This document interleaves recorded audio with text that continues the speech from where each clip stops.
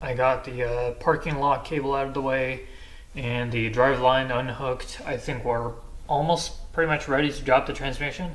I think all that remains now is set the pan back into place because we don't want the valve body to get damaged. And the purpose of removing the pan initially was just to drain the fluid, lighten it up a bit. And we're still going to need to change the height of the car. I think the minimum, somebody said 21 inches, but they use a floor jack.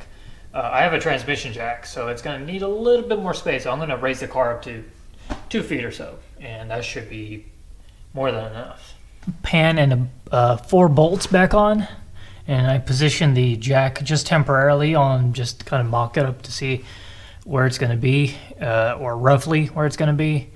And I think it looks pretty good. If you can see in the distance, the fork, the little 2 fork things on the little transmission jack is not contacting the bell housing, which is very good because I don't want to put pressure on that and cause it to crack or something. And now we're going to be raising the car off of the off these little jack stands and these custom wheel chuck set. Yeah, and then we're gonna make the wheels just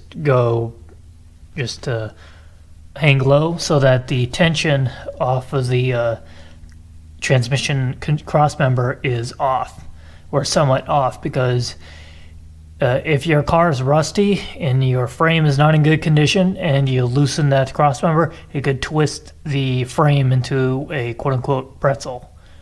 Now, before you start jacking up on the trans and removing the cross member and also supporting the engine also, it may be beneficial to remove the bell housing bolts right now where the car is not as hard to work on, because it's going to be like 2 feet in the air. It's going to be higher than this. Like, this is like chest height. Yeah, the car's going to be higher than this.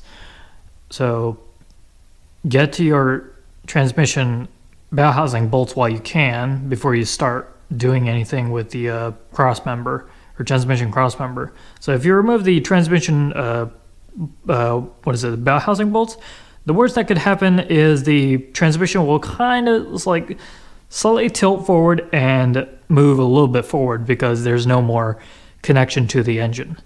But there's one last connection, which is the transmission mount on the transmission cross member. So the transmission will be kind of like doing this, but it shouldn't be that, over that excessive of movement. But yeah, if you want to, kind of like plan ahead and see what you can do with this, should I remove the cross member first? Should I remove the bell housing bolts first? I'll leave that up to you guys. But in this case, I think I'm going to try to remove the bell housing bolts. And I have the transmission slightly supported from beneath with the transmission jack. So if something were to happen, well, like, I don't know, some catastrophic failure or whatever, the transmission transmission is supporting the transmission. So the next thing that we're going to do is, I believe I didn't really mention it earlier, but after you remove the park lock pawl, you may want to remove the speedo cable. And also, I have the jack in position where underneath the engine oil pan. Excuse me. It's going to be on the narrow section, if you can see back there. So I have the engine mounted just a little bit forward of the center link, because if I place it any farther back, the jack would not be able to fit there with the transmission jack right there. So I think this is going to be as optimal as it gets. All right, so I removed the bell housing bolts. They're pretty much of a pain in the ass because they've never been off, and they've still got some of the factory Loctite on them, and you can't exactly get much leverage in when you get a ratchet or some kind of tool down there. You're probably going to be end up using a opened box end wrench, and it's not going to go very smoothly. Yeah, so I busted my knuckles quite badly getting some of those bolts off, and some colorful language also. Now, removing the left side, which is driver's side, bolts, it may be beneficial for you to remove the starter, which removing the starter is kind of a necessity at some point, because it's like, hey, it's kind of in the way, you can't really get to anything, so, you know, get this out of the way. I did forget to mention, or no, I know, yeah. I already mentioned in the past video, I rebuilt the starter, so it makes the cool Chrysler starter noise. Whoa, whoa, whoa, whoa. Yeah, you know that. Yeah, the bell housing bolts have been removed, so this end of the transmission and engine is no longer supported with each other. This jack that I have centrally supporting the engine down there, that jack cannot move. The floor jack cannot move. If I move that, the engine's gonna tilt backwards and it's gonna break the mount, and it's gonna be a bad day. Yeah, so I guess we're gonna get to getting the crossmember bolts out and have the transmission jack support the transmission from below, and we are very close to pulling this transmission. So just before we start removing the bolts on the crossmember, you should raise your car off the ground, and the wheels are off the ground. This way the torsion bars are somewhat unwound in a sense.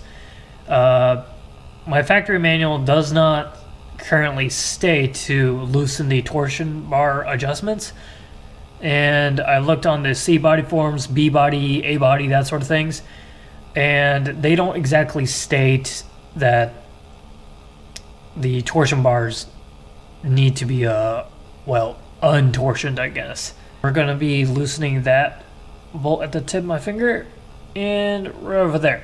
And on that wrench, the crescent wrench is hanging off of, there's a nut back there. It's a 1 inch and 1/16, 11/16, I think that's what it was. I'll probably overlay some numbers here on the size of the wrench that I used. Also, another thing is it may be beneficial to clean your workspace up just a little bit, because these bolts, they look like they haven't been touched in at least half a century. So you might want to get some penetrant or some kind of, like, I don't know, get a screwdriver and start scraping all this muck off, because my sockets barely fit onto this, and this is a three-quarter socket. This is the same story with the other side. So on underside of this crescent wrench here, on that right there, there's a nut, and then on the other side you have a bolt. So you have 4 bolts and then 4 nuts that you need to remove. Also, a use of a mallet or a dead blow can help you seat the sockets onto these bolts when you're getting onto them, because if you round these off, you're gonna have a really bad day. But this is how I get the socket on to the greasy petrified bolt that's up here. You got your impact socket. You kind of set it on there until it kind of roughly bites, and just make sure you don't start hammering into a place where it will get wedged and then you can't take it off anymore. There you go. That seems like it's right.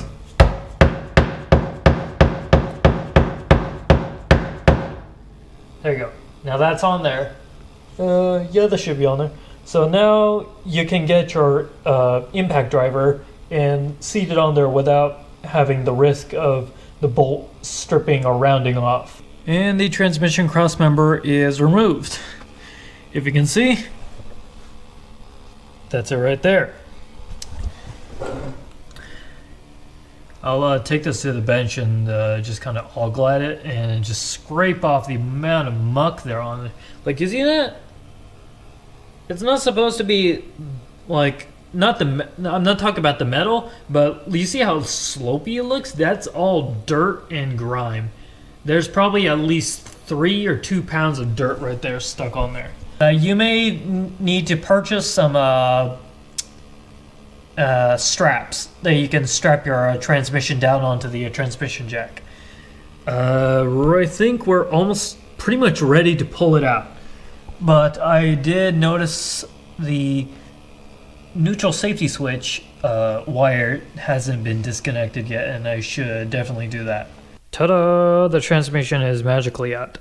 This is unfortunately one of my little mechanic moments. At this point, I was just in a rush just to get the transmission out and out of the car. The transmission looks, well, pretty dirty.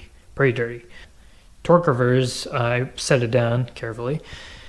And from judging from the view from the front pump that's here, I think the front pump is indeed leaking, not surprising. But the seal in this shaft right here is looking all right. Before the torque converter was able to be slid out, once I knew that the transmission wasn't going to move with these straps, I yanked the transmission back, and then I put this wrench, just imagine the torque converter back in place, but I put this wrench back in here, and then I tightened down this bolt right here. And then that prevented the torque converter from falling out forward, because it will fall forward if it's not splined correctly. And if it did come out of its spline, it will fall out. I was able to grab it, set it down. Thankfully, it's not ballooned, so we know that the torque converter is not catastrophically damaged. Yeah, the transmission's pretty much out.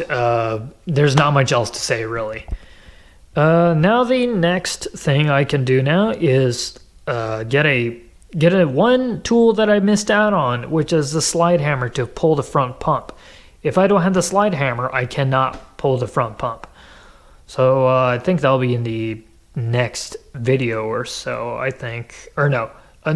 The next video is going to be all about the teardown, and then the potentially the rebuilding, like putting parts in it and such. And who knows, maybe an upgrade to a 6 planetary gear set instead of the 4 gear planetary that this transmission is known to have. I think some of the earlier transmissions, the lighter duty transmissions, they had 3 planetary gears. But then if you upgrade to the 4 planetary gears gear set, you had 33% more torque handling, or it can handle more torque. And yeah, at this point you're probably thinking, wow, that transmission is not going back in. And honestly, I did actually think that. I'm like, I'm pretty smacked out tired. And honestly, I wouldn't be surprised if I actually gave up midway. But I'll keep at it, hopefully. So I guess please comment, rate, and subscribe, and stay tuned for potentially the update on the teardown and the rebuilding with the parts being bought and the tools, I guess. Yeah, and the tools being bought. Yeah. So yeah, we'll see you guys later on.